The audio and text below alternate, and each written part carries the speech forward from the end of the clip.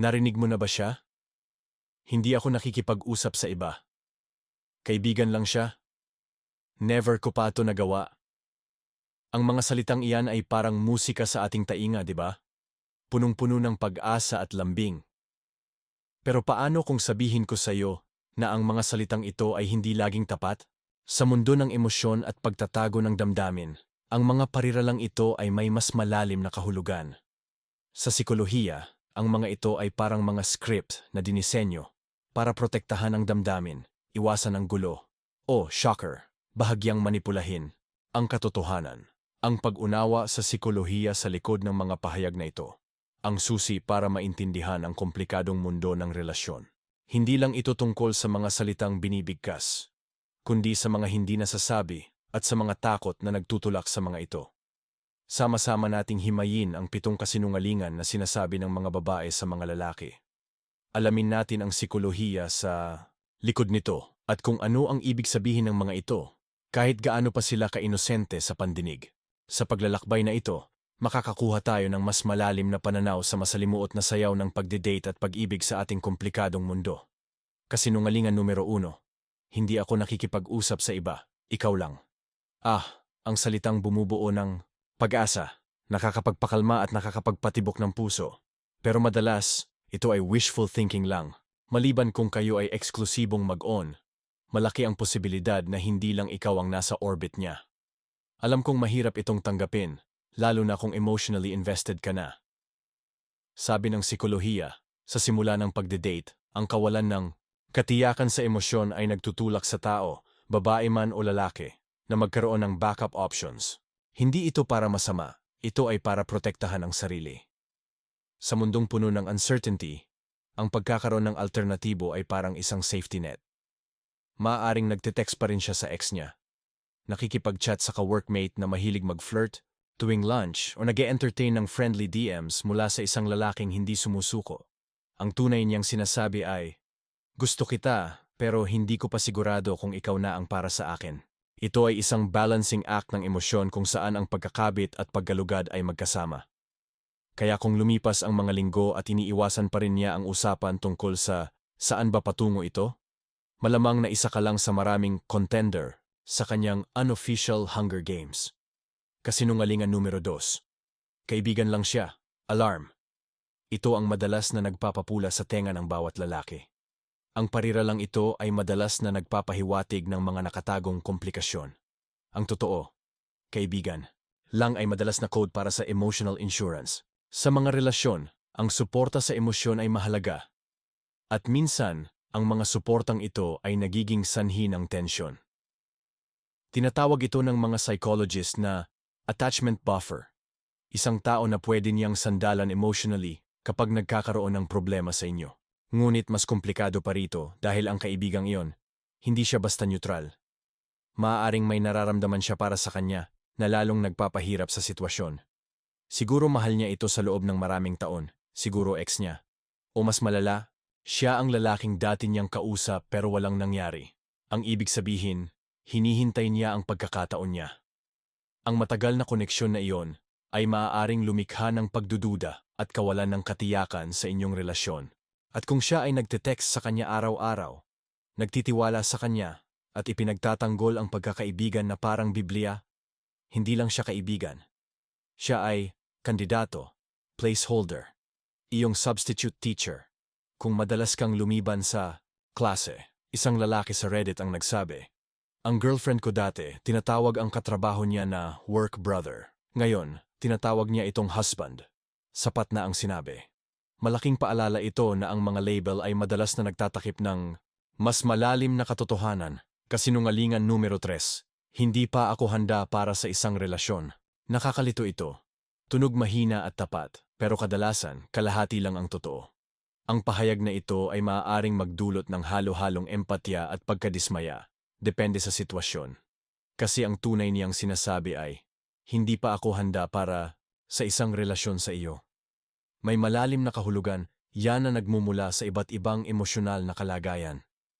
Kapag ang isang tao ay talagang hindi handa sa pag-ibig, emosyonal na hindi available, nagpapagaling mula sa trauma, nakatuon sa personal na paglago. nananatili silang hindi available ng matagal. Pero ang dating pool ay madalas na puno ng sorpresa at ang damdamin ay maaaring magbago ng hindi inaasahan. Pero kung sinabi niya ito sa iyo at pagkaraan ng 2 linggo, ay nahulog na siya sa iba, handa siya, hindi lang para sa iyo.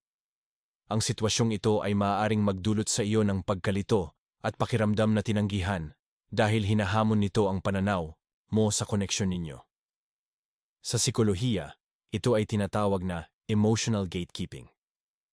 Nagbibigay ito ng paraan para makalabas ang isang tao ng maayos ng hindi nagmumukhang masama. Ito ay isang paraan para protektahan ang dalawang partido mula sa sakit ng direktang pagtanggi. Ngunit sa sandaling lumitaw ang isang mas bagay at mas aligned, boom, ang hindi handa ay magiging kakakilala ko lang ang pag-ibig ng buhay ko. Kaya huwag kang habulin. Kung hindi ikaw ang pinili, maging ang exit. Ang pagkilala nito ay magbibigay sa iyo ng kapangyarihan para hanapin ang mga koneksyon na magkapareho ang pakiramdam.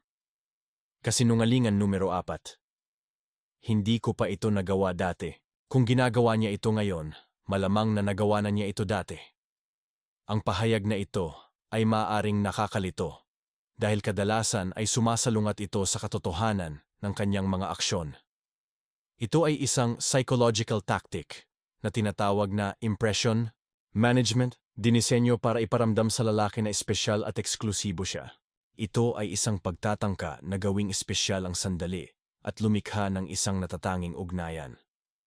Maging ito man ay pagbibigay ng kanyang numero, pakikipagtalik sa isang tao sa unang date, o emosyonal na pagbubukas ng sarili. Maaaring sabihin niya, hindi ko karaniwang ginagawa ito para bumuo ng intimacy at lumikha ng ilusyon ng pagiging bihira. At gumagana ito. Ipinapakita ng pananaliksik na kapag ang mga tao ay nakakaramdam na sila ay nakakaranas ng isang bagay, sa unang pagkakataon, mas mabilis silang nagkakaugnay. Maaaring mapahusay ng taktika na ito ang emosyonal na koneksyon, ngunit maaari rin itong humantong sa hindi pagkakaunawaan. Pero maging tapat tayo, kung sinabi niya ito sa iyo, malamang na nasabi na niya ito dati. Ang pagkaunawang ito ay maaaring nakakapanghina dahil nagpapahiwatig ito ng isang pattern ng pag-uugali sa halip na isang natatanging karanasan. Hindi ito tungkol sa panlilinlang. Ito ay tungkol sa pagpapahalaga sa sandali. Kaya, tanggapin ito ng may kaunting pagdududa at isang shot ng emotional intelligence. Ang pag-unawa nito ay makakatulong sa iyo na mag-navigate sa mga komplikasyon ng modernong pagdidate. Kasinungalingan numero 5.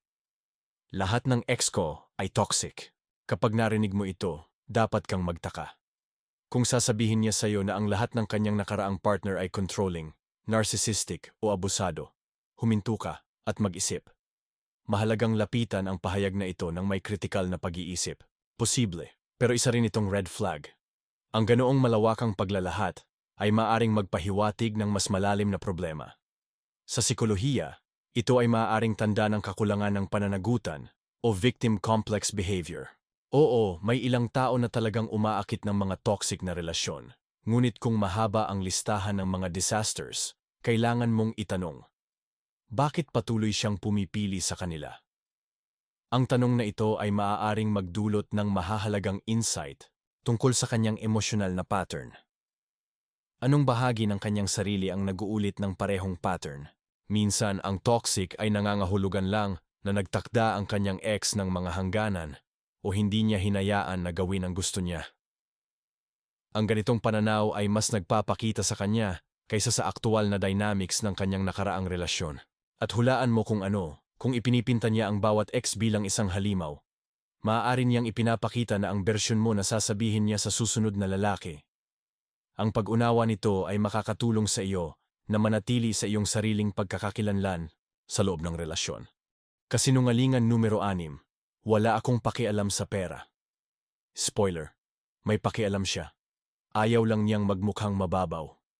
Ang pahayag na ito ay madalas na nagtatago ng mas malalim na mga halaga at inaasahan. Narito ang madalas na ibig sabihin ng pahayag na ito. Hindi ko kailangan na maging mayaman ka, pero kailangan kong makita ang drive, ambisyon, at ilang patunay ng pagsisikap. Ang mga katangiang ito ay maaaring mas mahalaga kaysa sa katayuang pinansyal lamang. Sa sikolohiya, ang pera ay sumisimbolo ng seguridad. Ito ay nakaugnay sa damdamin ng katatagan at pagiging maaasahan. Ang isang babae ay maaaring walang pakialam kung kumikita ka ng malaki ngayon, pero may pakialam siya kung hindi ka nagsisikap. Gusto niyang makita ang potensyal na paglago, direksyon, isang bagay na nagpapahiwatig ng ginhawa sa hinaharap. Ang mga katangiang ito ay maaaring lumikha ng pakiramdam ng pagkakaisa at mga ibinahaging layunin. Kaya kapag sinabi niya, wala akong pakialam sa pera, ang madalas niyang ibig sabihin ay, may pakialam ako sa kung ano ang kinakatawan ng iyong pera. Seguridad, pagiging maaasahan, pamumuno, pagsisikap, ang mga halagang ito ang nagpapakita ng kanyang pananaw sa isang matagumpay na partnership. Tigilan ng pagsubok na mapanalunan siya sa pamamagitan ng pagiging broke at makata. Maging broke at hustling, iyan ang tunay na flex. Ang pagyakap sa ambisyon ay maaaring mas kaakit-akit kaysa sa basta na lamang pagbabaliwala sa mga materyal na bagay. Kasinungalingan numero 7, hindi ko pa naramdaman ito dati.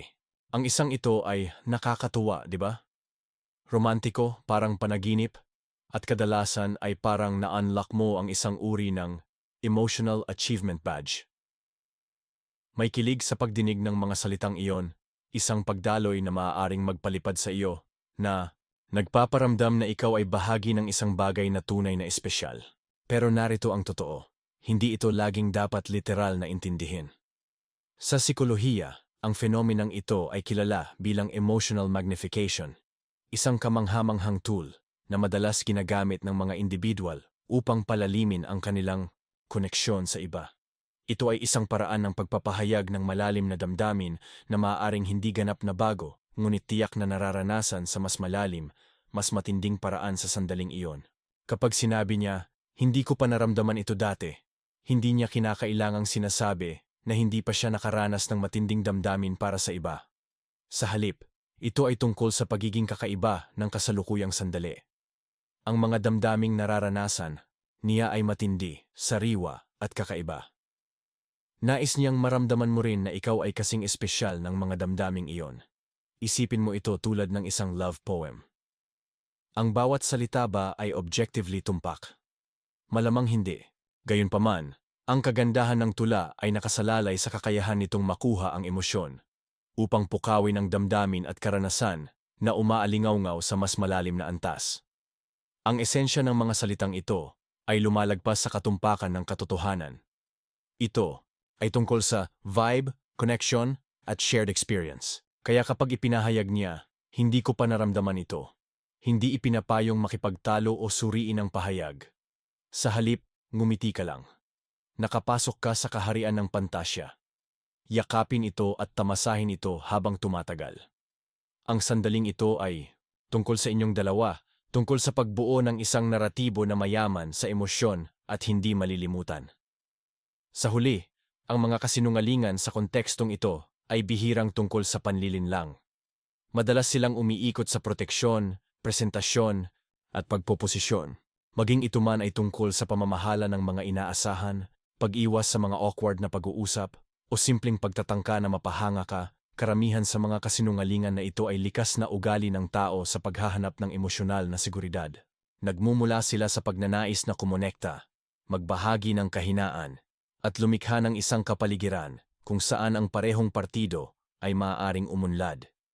Kapag natutunan mong pakinggan ang mensahe sa ilalim ng mga salita, titigil ka sa pakiramdam na niloloko at magsisimulang maglaro ng matalino. Hindi ito tungkol sa paghuli sa isang tao sa kasinungalingan, kundi sa pag-unawa sa mas malalim na intensyon sa likod ng sinasabi.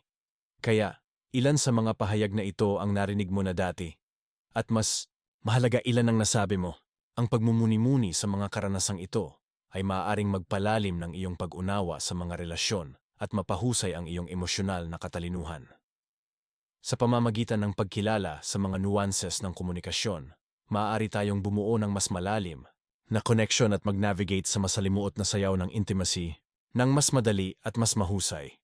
Tandaan na iba-iba ang bawat tao at maaaring maging komplikado ang kanilang nararamdaman. Mahalaga ang tapat na komunikasyon at pagrespeto sa umiiral na relasyon. Salamat sa panonood hanggang dulo. Huwag kalimutang mag-subscribe sa Pinoy Stoic, i-like at mag-comment. Hanggang sa susunod, good luck sa inyong mga relasyon.